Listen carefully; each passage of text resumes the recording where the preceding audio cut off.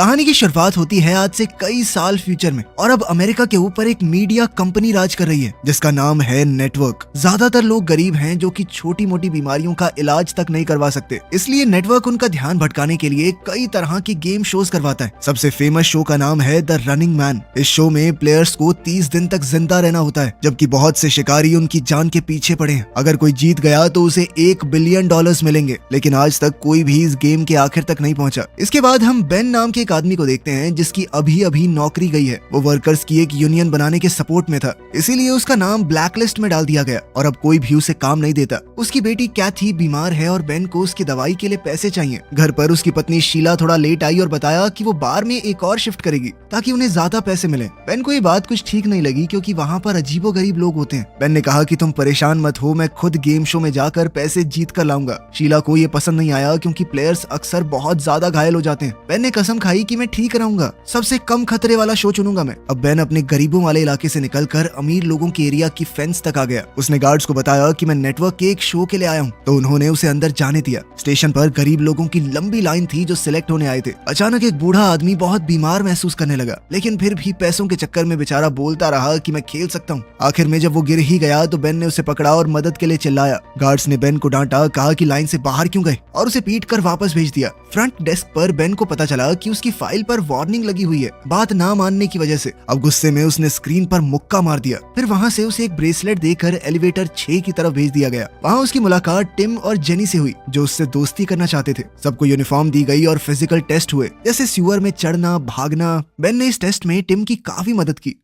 Break के दौरान एक गार्ड बेन को सजा देने आया, लेकिन बेन ने बिना डरे उसका हमला रोक दिया। बाद में कई तरह के और भी टेस्ट हुए। बेन के हर एक जवाब में काफी एटीट्यूड दिख रहा था। साइकोलॉजिस्ट ने कहा कि बेन सबसे ज्यादा गुस्से वाला प्लेयर है। जो लोग फाइनल राउंड तक गए उनको रंग बिरंगे जंप सूट मिले। बेन, टिम और जेनी को एक रेड जंप सूट मिला जिसके पीछे टारगेट बना हुआ है, मतलब कि उन्हें रनिंग मैन शो के लिए चुना गया है। इसके बाद बेन प्रोड्यूसर डैन से मिला और कहा कि वो कोई और गेम करना चाहता है। डैन ने उसे $1000 का बोनस दिया ताकि वो अपना मन बदले और कहा कि बाकी शोज में ज्यादा पैसा नहीं मिलता, रनिंग मैन में हर दिन जिंदा रहने पर पैसे मिलते हैं। वैसे भी तुम्हारा नाम ब्लैक लिस्ट में है तो तुम्हें नौकरी तो मिलेगी नहीं। अपने परिवार के बारे में सोचकर बेन ने कॉन्ट्रैक्ट साइन कर दिया। फिर बेन की मुलाकात फैमिली अलायंस के एजेंट से हुई। कॉन्ट्रैक्ट के हिसाब से नेटवर्क बेन के परिवार को सिक्योरिटी देगा। उन्हें सेफ हाउस में ले जाया गया और नकली नाम दिए गए। बेन गेम शुरू करने से पहले अपने परिवार से मिलना चाहता था, लेकिन उसे सिर्फ एक कॉल की ही परमिशन मिली। बेन ने शीला को कॉल किया और कहा कि मैं रनिंग मैन शो कर रहा हूँ, चिंता मत करो, जीत कर आऊंगा। रात को बेन को जबरदस्ती एक लग्जरी रूम में रखा गया। एजेंट उसके लिए शीला का दिया हुआ एक एनवेलोप लेकर आया जिसके अंदर एक फैमिली फोटो और उसकी बेटी कैथी का एक छोटा सा मोजा था, उसकी अच्छी किस्मत के लिए। अगली सुबह बेन को एक रनिंग बैंड दिया गया। इस ब्रेसलेट में उसका बचा हुआ टाइम और कमाया हुआ पैसा दिख रहा था। शो शुरू हुआ और होस्ट बॉबी ने बेन को स्टेज पर बुलाया। बॉबी ने भीड़ के सामने झूठ कह दिया कि बेन पहले डिफेंस सिक्योरिटी में काम करता था और देश के सीक्रेट्स बेचता हुआ पकड़ा गया। स्क्रीन पर AI से बनाई हुई एक वीडियो भी चलाई गई। बेन ने इस सब के लिए मना किया, लेकिन बॉबी ने उसकी एक न सुनी। बाकी दुनिया को लगता था कि रनिंग मैन क्रिमिनल्स को सजा देने का एक तरीका है। वो ये नहीं जानते थे कि प्लेयर्स बेचारे मजबूर लोग हैं, अपने परिवार के लिए अपनी जान खतरे में डाल रहे हैं। आम लोगों को भी पैसा मिलता है अगर वो प्लेयर्स की लोकेशन बताएं। जब बॉबी ने बेन से उसके आखिरी शब्द पूछे तो बेन ने बॉबी और ऑडियंस दोनों की बेइज्जती की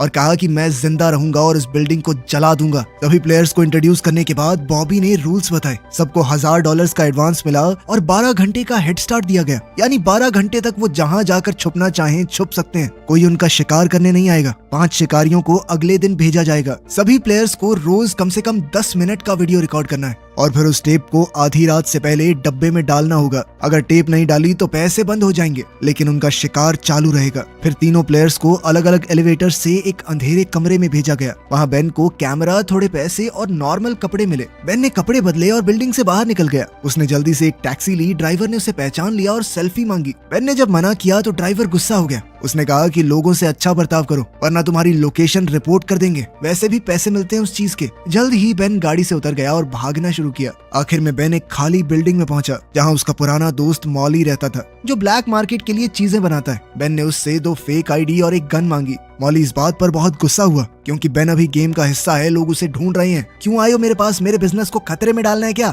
थोड़ी बहसबाजी के बाद और कैथी के बारे में सुनकर मॉली ने मदद कर दी। बेन ने अपना हुलिया बदला और उसी तरह की फेक आईडी ले ली। मॉली ने उसका सामान भी सूटकेस में रखा ताकि वो एक बिजनेसमैन लगे। मॉली ने अपने दोस्त को समझाया कि गरीब इलाकों से दूर रहना, क्योंकि गरीब लोग पैसों के चक्कर में तेरी रिपोर्ट कर देंगे। ऐसी जगह पर जाइयो जहाँ पे ज्यादा लोग हों। मॉली ने यह भी कहा कि अगर इतनी दिक्कत थी तो बता देता, मैं तुझे अपना असिस्टेंट रख लेता, लेकिन अब अगर तुझे जिंदा रहना है तो गेम जीतनी होगी। सुबह बेन ट्रेन स्टेशन गया। हर जगह तीनों प्लेयर्स के पोस्टर्स लगे हुए थे। बेन ने न्यूयॉर्क का टिकट खरीदा और ट्रेन में चढ़ गया। जैसे ही ब्रेसलेट ने अनाउंस किया कि शिकार शुरू हो चुका है तो ट्रेन चल पड़ी। एक बच्चा बेन से बात करने आया। बेन ने उसे धमका कर भगा दिया, पर बच्चा सिर्फ इतना बताने आया था कि तुम्हारी मूंछ निकल रही है। न्यूयॉर्क में बेन ने एक अच्छा होटल रूम लिया। रिसेप्शनिस्ट ने नोटिस किया कि आईडी फोटो में तो मूंछ है, लेकिन बेन के चेहरे पर नहीं। कमरे में बेन अपने असली रूप में आ गया। दीवार कवर की और अपना सोते हुए वीडियो रिकॉर्ड किया। शाम को उसने अपनी टेप बॉक्स में डाली। आधी रात को ब्रेसलेट ने बताया कि उसका पहले दिन का बोनस मिल गया है। उधर शिकारियों ने मॉली को पकड़कर टॉर्चर किया जब तक उसने फेक आईडी वाला नाम नहीं बताया। अगले दिन शिकारी बेन के कमरे में घुस गए और उसे गोली मार दी, लेकिन उसी वक्त बेन की आंख खुली और उसे समझ आया कि ये बस एक बुरा सपना था। टीवी पर दिखाया गया कि कैमरा टिम को फॉलो कर रहा है। टिम एक दुकान में क्लर्क के साथ फ्लर्ट कर रहा था। जैसे ही वो बाहर निकला, हंटर्स ने उसे आसानी से ढूंढ लिया और सीधा उसके सर पर गोली मारी। इसके बाद बेन ने 3 दिन के लिए और रूम रेंट किया। उसने अपना सारा सामान एक नॉर्मल बैग में डाला और खिड़की से नीचे कचरे के कंटेनर में फेंक दिया। फिर वो बिल्कुल नॉर्मल तरीके से होटल से बाहर निकला,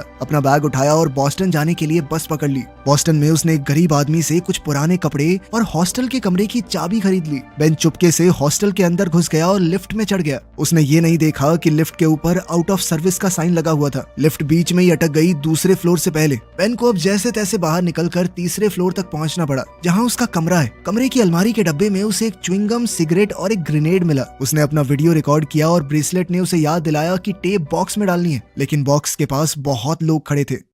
बेन नहाने के लिए तैयार हुआ और कॉमन बाथरूम की तरफ गया। बॉक्स के बारे में सोचते हुए अचानक से उसे याद आया कि बाहर खड़े लोगों में से एक चेहरा जाना पहचाना सा है। वो एक शिकारी है और अब सारे शिकारी ऊपर आ रहे हैं। किसी ने बाथरूम का दरवाजा खोल दिया और बेन छुप गया। अब वो शिकारी तीसरे फ्लोर पर पहुंचा और कमरे चेक करने लगा। शिकारी के जाते ही बेन बाथरूम में घुस गया और उसने कोशिश की कि खिड़की से देखे बाहर चल क्या रहा है, लेकिन खिड़की बंद थी। अपने बैग के बिना यहाँ से निकलना मुमकिन नहीं है। बेन ने दीवार से एक लोहे की रॉड खींच कर निकाली और जल्दी से शीशा तोड़ दिया। उसने गम की मदद से शीशे के टुकड़े रॉड पर चिपका दिए। अब कॉरिडोर में बेन शीशे की मदद से शिकारियों की पोजीशन चेक करता हुआ जा रहा था। अब शिकारी उसके कमरे में जाने ही वाले थे, लेकिन बेन चुपके से सीढ़ियों पर चढ़ गया और जोर से चिल्लाया, अरे वो टीवी शो वाला बंदा दूसरे फ्लोर पे भागा है, कोई पकड़ो उसे। और वो खुद नीचे जाने की बजाय ऊपर भागा और छत पर पहुंच गया। वहाँ से वो चमकते हुए साइन की केबल पकड़कर नीचे उतरने लगा। वो अपने कमरे तक पहुंचा और खिड़की तोड़कर अंदर घुस गया। खिड़की टूटने की आवाज सुनते ही शिकारी भी वापस आ गए। बेन ने जल्दी से कपड़े पहने और अपना सामान उठाया। जैसे ही बाहर खड़े शिकारी दरवाजे पर गोली चलाने लगे,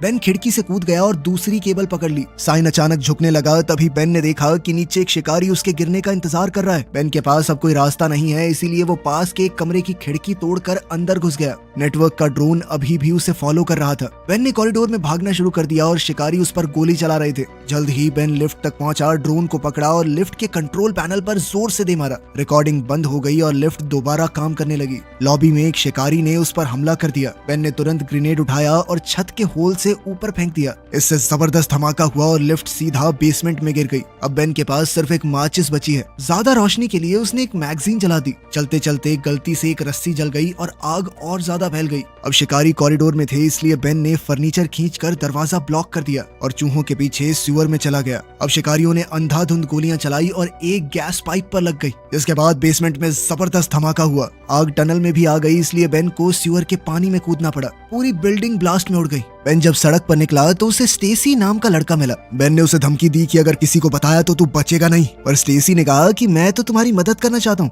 बेन ने ब्रेसलेट चेक किया तो उसे पता चला कि ब्लास्ट में बहुत सारे लोग मरे हैं, जिस वजह से उसे पैसा भी बहुत सारा मिला है।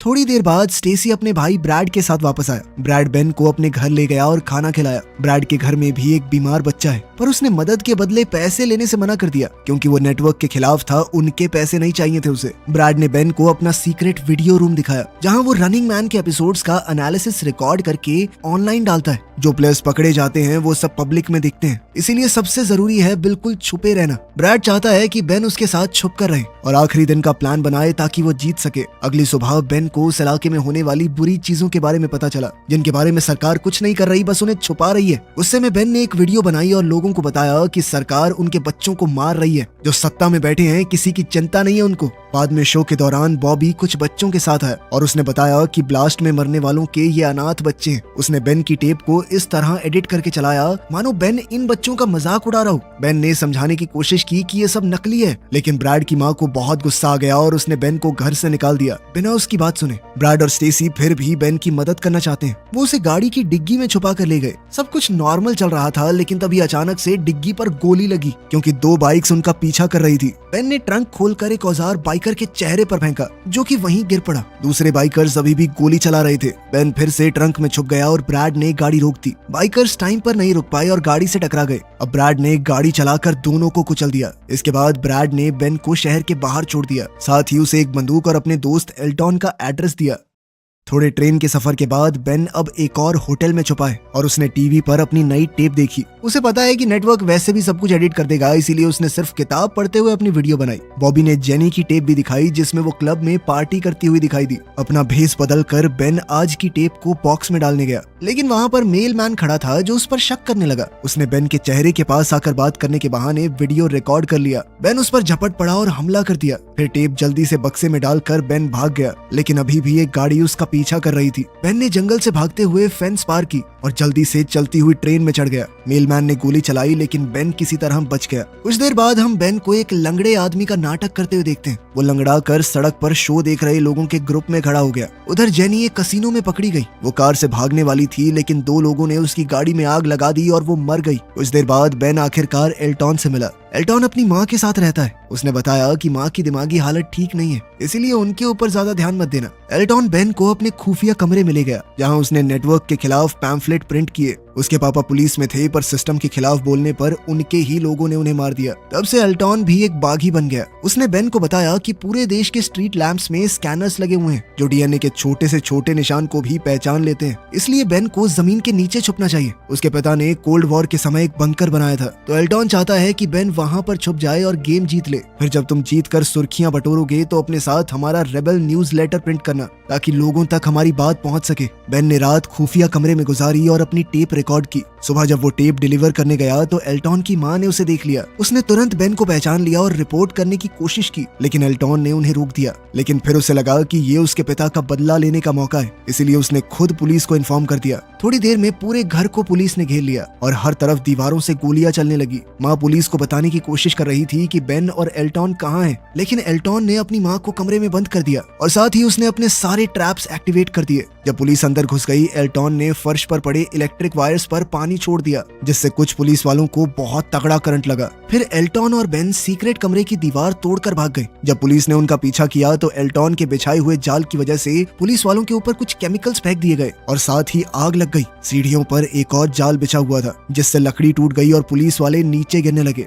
फिर एल्टॉन बेन को बाथरूम ले गया और दोनों शावर के अंदर लगे हुए पोल से स्लाइड करके नीचे आ गए। अगले कमरे में एल्टॉन ने फर्श पर एक सीक्रेट दरवाजा दिखाया और दोनों जल्दी से एक टनल में नीचे उतरे, लेकिन वहाँ एक शिकारी पहले से मौजूद था और उसने एल्टॉन को चाकू मार दिया। फिर वो बेन पर हमला करने लगा। लड़ाई हुई और बेन के हाथ पर कट लग गया, लेकिन उसने दुश्मन से हथियार छीन लिया। एल्टॉन ने चाकू पकड़कर शिकारी के पैर पर वार किया, जिससे वो गिर पड़ा। तब शिकारी को डैन का कॉल आया, जो बेन से बात करना चाहता है। बेन ने पूछा कि तुम्हारे पास इतनी टेक्नोलॉजी है तो पूरा शो फेक क्यों नहीं कर देते। डैन ने बताया कि तुझे क्या लगता है, हमने कोशिश नहीं की, लेकिन कंप्यूटर से बने लोग असली लोगों जितने एंटरटेनिंग नहीं होते। उनकी अलग अलग पर्सनैलिटी नहीं होती। फिर डैन ने बेन से कहा कि शिकारी को मार दे ताकि ड्रोन उसे रिकॉर्ड करे और रेटिंग बढ़े। बेन ने इस बात से मना कर दिया और सीधा ड्रोन को ही गोली मार दी। इसके बाद एल्टॉन और बेन एक गाड़ी के साथ दरवाजा तोड़कर बाहर निकले। वो जंगल की तरफ पहुंच गए, लेकिन एक हेलीकॉप्टर उनका पीछा कर रहा था। एल्टॉन ने बेन से कहा कि मुझे छोड़कर भाग जाओ और जल्दी से शेल्टर तक पहुंचो, लेकिन तभी अचानक हेलीकॉप्टर से स्नाइपर ने एल्टॉन के सर पर गोली दाग दी। दो शिकारियों ने बेन को घेर लिया, लेकिन उन्हें गोली चलाने की परमिशन नहीं थी, क्योंकि ऑर्डर ये है कि उसे जिंदा पकड़कर कैमरा के सामने मारना है। गाड़ी में बम लगे हुए थे, तो बेन ब्रिज पर गाड़ी चलाकर कूद गया। गाड़ी एक शिकारी से टकराकर ब्लास्ट हो गई। बेन नदी में गिर गया और ब्रेसलेट में एक और शिकारी को मारने का बड़ा बोनस मिला। गाँव और खेतों के बीच से होते हुए बेन बंकर की जगह पहुंचा, लेकिन पता चला कि सरकार ने वहां पर नया शहर बनाने के चक्कर में बंकर तोड़ दिया था। बेन ने खाली घर में रात गुजारी और उसे अपने परिवार का सपना आया जिसने उसे अपनी गेम को कंटिन्यू करने की ताकत दी। जब पुलिस उस घर तक पहुंची तो उन्हें बेन की नई टेप मिली और साथ ही एक मैसेज भी कि इसे मेल कर देना। सड़क पर बेन ने जो पहली गाड़ी देखी उसका शीशा तोड़कर वो अंदर घुस गया। उसने ड्राइविंग सीट पर बैठी एमिलिया नाम की लड़की को धमकी दी कि जल्दी से गाड़ी चलाओ। वहीं ड्रोन्स और पुलिस उनका पीछा कर रहे थे। बहुत सी गाड़ियों से बचने के बाद एमिलिया अचानक से उल्टे रोड पर मुड़ गई, जिससे वो थोड़ी देर के लिए बच गए। सफर के दौरान एमिलिया बेन को गालियां दे रही थी, एक नंबर के घटिया आदमी हो तुम। लेकिन फिर बेन ने उसे अपने परिवार की फोटो दिखाई और बताया कि कैसे नेटवर्क फेक वीडियोस का इस्तेमाल करता है हमारी सच्चाई छुपाने के लिए। अचानक से गाड़ी का एआई हैक हो गया और वो साइड में लग गई। दो शिकारी अपने ट्रक में बेन को पकड़ने के लिए आए, लेकिन एक ड्रोन ने उन पर फायरिंग की और उनका ट्रक भी ब्लास्ट हो गया। इसका मतलब था कि डैन बेन को जिंदा रखना चाहता है ताकि शो और ज्यादा दिलचस्प हो जाए। टीवी पर एक फेक वीडियो दिखाया गया जिसमें एमिलिया मदद के लिए चिल्ला रही है। अब एमिलिया बेन की बात समझ गई। दोनों आगे बढ़े और सड़क के किनारे लोग उनका सपोर्ट करते हुए दिखे। आखिर में उन्हें रोड ब्लॉक मिला जहां शिकारी लीडर खड़ा था। बहुत से ड्रोन्स रिकॉर्ड कर रहे थे तो बेन ने ऐसा नाटक किया कि मेरे पास बम है और वो नेशनल टीवी पर सभी सिविलियंस को मार देगा। उसने प्लेन और 2 पैराशूट मांगे और वहीं शिकारी को डील मान लेने का ऑर्डर मिला। एयरपोर्ट पर बेन ने एमिलिया से कहा कि तुम चाहो तो जा सकती हो, लेकिन एमिलिया ने मना कर दिया क्योंकि वो सच देख चुकी है। प्लेन में बेन ने शिकारियों के लीडर से मास्क हटाने को कहा। उसने एक बार को तो मना कर दिया, लेकिन जब डैन ने ऑर्डर दिए तो उसे मास्क हटाना पड़ा और कैमरा ने इवान के चेहरे को रिकॉर्ड किया। बेन समझ गया था कि ये पायलट्स भी आम तो नहीं होंगे, ये भी उसे मारना ही चाहते हैं। उसने कहा कि इस प्लेन को कनाडा ले चलो वरना उड़ा दूंगा इस प्लेन को। फ्लाइट के दौरान बेन ने इवान को बहुत सी बुरी भली चीजें कही कि तुम मासूम लोगों को मारते हो, शर्म नहीं आती तुम्हें। दोनों लड़ने वाले थे तभी एमिलिया बम के डर का ड्रामा करने लगी। तब स्क्रीन पर डैन आया और बताया कि प्लेन स्कैन हो चुका है, कोई बम नहीं है, हमें पता है।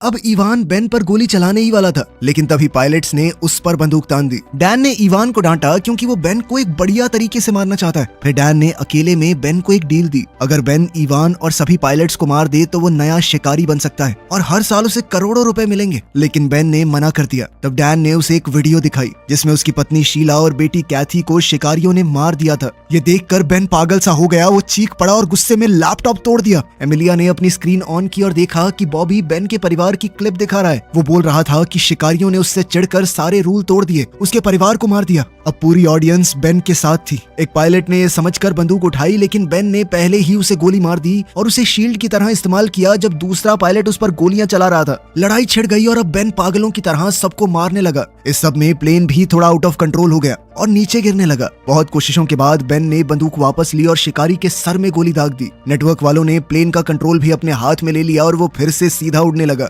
बाद में बेन ने इवान को ढूंढा जो एक हैच में छुपा हुआ था। उसने भी अचानक से हमला बोल दिया। दोबारा लड़ाई छिड़ गई। बेन ने गुस्से में इवान का सर एक शीशे पर दे मारा। इवान ने टूटे हुए शीशे का टुकड़ा लेकर बेन के पेट में मार दिया और बताया कि मैं भी पहले एक प्लेयर था, 29 दिन तक जिंदा रहा था, इसलिए नेटवर्क ने मुझे डील दी कि शिकारी बन जाऊं। इवान ने बताया कि नेटवर्क जरूरत पड़ने पर तुम्हारे परिवार को टॉर्चर तक कर सकता है और जो भी फुटेज तुमने देखी है मुझे नहीं पता, वो सब नकली होगी। अब तक समझे नहीं हो क्या? अब इवान बेन को गोली मारने ही वाला था तभी प्लेन अचानक से मुड़ गया, जिस वजह से गोली एक खिड़की में जा लगी और अब प्लेन तेजी से नीचे गिरने लगा। इवान ने फिर बेन को मारने की कोशिश की, लेकिन बेन समझ गया कि उसने पैराशूट चुरा लिया है। बेन ने हैंडल खींचा और पैराशूट खिड़की में अटक गया। इसी मौके का फायदा उठाकर बेन ने चाकू से इवान को मार दिया। इसके बाद बेन ने एमिलिया को एलियट का रिबेल न्यूज़लेटर से भरा हुआ बैग दिया और दरवाजा खोलकर उसे पैराशूट के साथ बाहर भेज दिया। ड्रोन ने एमिलिया का पीछा किया तो उसने ड्रोन को गाली दी और न्यूज़लेटर हवा में छोड़ दिए। टीवी पर डैन ने अनाउंस किया कि बेन नया शिकारी बन गया है। बेन ने कैमरा से बात की और ऑडियंस को बताया कि नेटवर्क सोसाइटी को कंट्रोल करता है, इसलिए असली जवाब ये होगा कि लोग देखना ही बंद कर दें